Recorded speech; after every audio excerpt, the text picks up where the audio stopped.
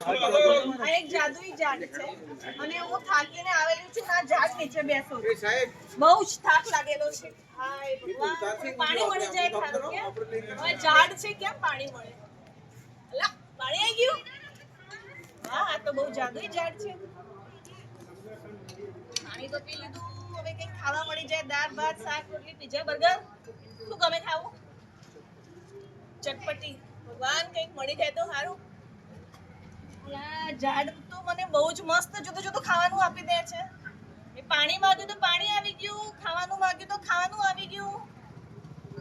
આવું જાદુ કેવી રીતે થાય નક્કી આ ઝાડ ઉપર ભૂત જ હશે હવે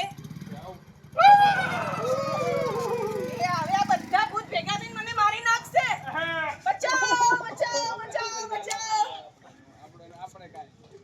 અને હું મરી ગઈ ત્યાંનો મતલબ એ છે કે આ ઝાડ છે એ આપણું કલ્પવૃક્ષ છે એટલે આપણું મન જ છે